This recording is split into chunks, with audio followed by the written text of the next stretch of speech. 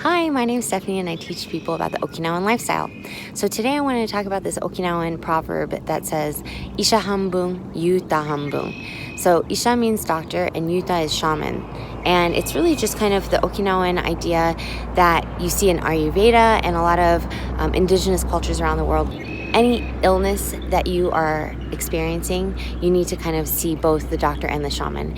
It can often be intertwined. Your body and mind are not separate. Your heart, it's all connected, right? So if you're not feeling well in one of those areas, it's important to kind of get the holistic picture. That's what this Okinawan concept is about. And I wanted to talk about it today because I think a lot of us are out of touch with our intuition, and when you pay attention to how you're feeling, you can really develop that muscle and notice when you are feeling depleted or burnt out before you hit rock bottom. And that's a really key thing if you want to survive this time of coronavirus or everyday life. Since my youngest has been born, I have a 7, 5, 3, and 1-year-old. And since about, the youngest coming along, everything has kind of shifted. My oldest, I was pregnant when he started kindergarten, so we've gone through a lot of phases.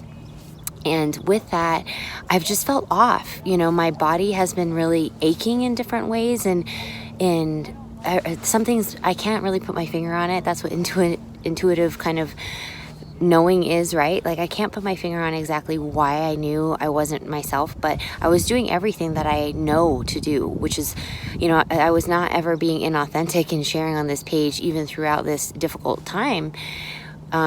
That I'm doing all the things, my ERMLs, I'm eating and drinking as well as I can, which is the number one area that I've struggled with, and rest and so on and so forth. I've been taking care of myself in all the best ways that I know how to, but it has not felt like enough, and it has still felt like so much work. And I have always been good about it, from getting like a 4 to 7 a.m. cup filling 3 hours for myself. But this year it wasn't happening as much because my youngest was not sleeping very well. And so, but I try to be grateful. I try to put my best foot forward.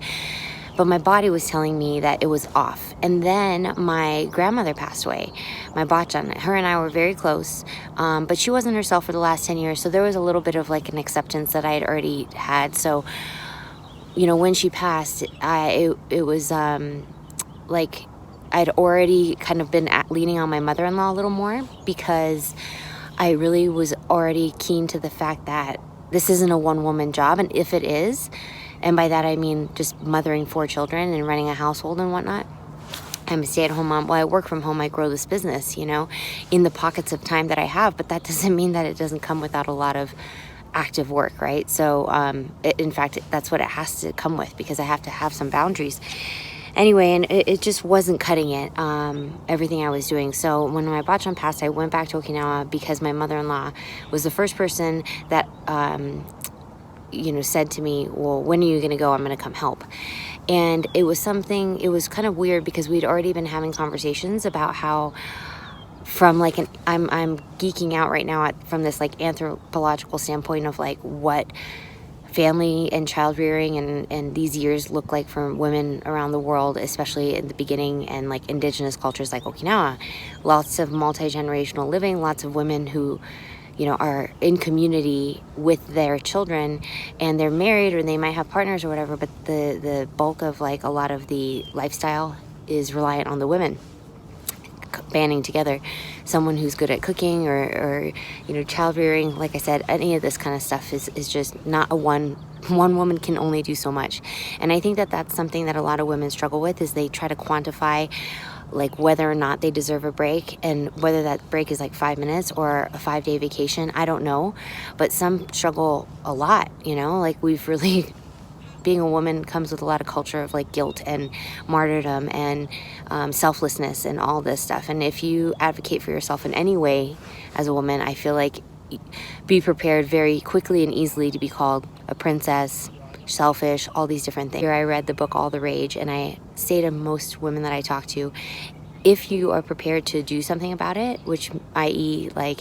cause friction in your relationship by asking for more, or maybe it's something as drastic as moving in with another single parent, female friend or whatever, a like-minded individual to raise kids together outside of relationship. I don't know. I think that that's what this coronavirus time might be introducing for a little bit of people, is expanding your idea of what your family can look like and what it means and what your priorities are, right? So it's a good time to just be open-minded, I think, because it's a long story short, long story super long. I read All the Rage, and it just talks about how throughout history, anytime women kind of are in this situation, it's always other women that come through. So I'd already talked to my mother-in-law about that, and I said, my husband's an accountant. This is going to be our 6th or 7th year with tax season upon us, and it's kind of a stressful time because I have the kids, and like last summer I barely made it, and that's when I created the Irmels curriculum and all this. But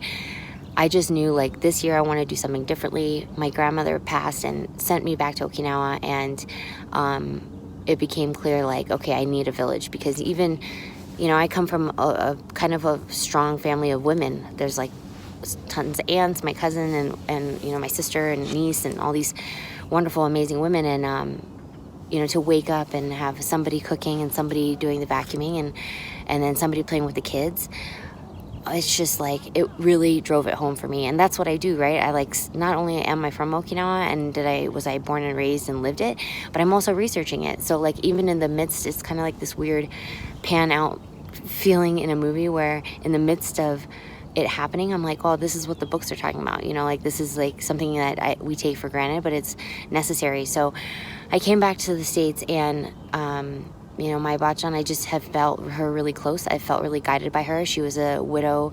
Her youngest was 5 when her husband passed, my grandfather.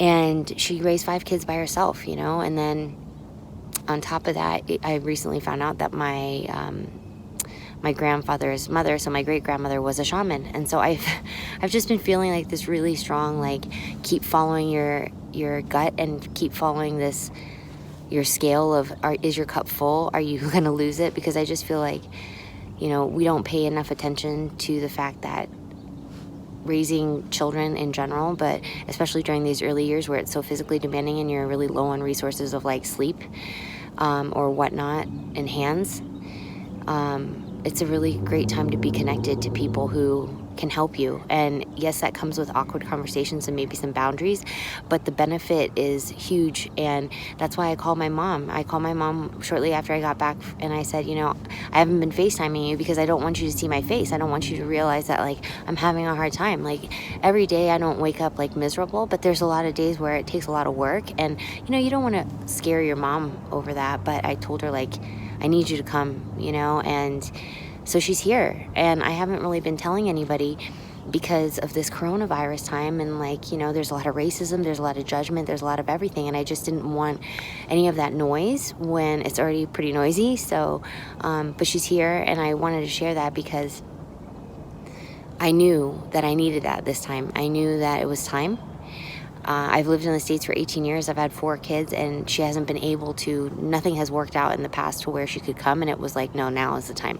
I've never asked her to come because I didn't want to put that extra pressure on her, but this time I was like, no, I need you to come. So I'm sharing that with you for so many different reasons, but one of which is I want you to consider, like, do you need help, and what does that look like? And even if that's inviting people into your life that, is a neighbor who enjoys, this was just happening to my client the other day, a neighbor who enjoys playing basketball in the front yard is now like inviting her son to play. So just see how you can have more people to love on you, your family, your kids, and for you to provide that same support to them, because it really does take a village. And I think it's not your fault if you're running on E, and I don't care if somebody else with more kids is doing it better with a full-time, booming business.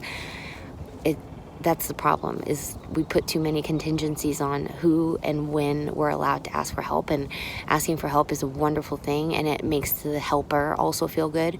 So never underestimate that either. Women really need to consider how much they're able to do, and I think the idea of just because you can do something doesn't mean you should. Just because you can make it work and you can swing it all and you can afford things even, doesn't necessarily mean that you should, right? So I really want to invite a lot of you who might be feeling burnt out to get more comfortable with seeing the benchmarks that you hit before you hit E. Get more familiar with how you can make yourself happy with very little, because as you're seeing in times like this, I mean, this is making me really happy. I'm socially distancing. It's costing me nothing. Just try to build that list of things that you can do that are simple, that can make you happy, that are free, that are easily accessible, even in your own home. And I know this is a really timely conversation because a lot of working moms are now, at home and trying to figure out, if they're not at home, they're trying to figure out the childcare situation. And if if you have a partner, it's probably, I mean, shout out to all the single parents or the, military spouses whose partners are away, or the people on the front lines who have sent away kids. Like, there's just so many different types of parenting right now. But I think this is really timely because it does often fall on the woman to kind of figure out what's going to happen and what the best course of action is when it comes to family decisions. And that's a lot that can weigh on one person. Even if, you're as equal as ever, it weighs heavily on mothers' minds. That's pretty normal. So I know that there are a lot of women right now who are trying to work from home, but are also doing the bulk of the childcare when women are just always doing double duty, especially those working moms. And it's difficult to kind of, one of the reasons why I knew I needed a break is because I was spending a lot of time in that fight or flight mode. I just felt really kind of on edge, where a loud sound could kind of trigger me. And I mean, if you think about the fact that every 2 or 3 hours I could potentially get woken up like 24 hours a day for over a year, you can understand why my body was more in fight or flight than rest and digest, which is what we need to be in order to rest and digest and give our body the care it needs. It's not healthy to be in a chronic state of stress, which is what I was feeling, and I think what a lot of people are feeling, and what a lot of people were low-key feeling and not aware of until this. So just pay attention to that.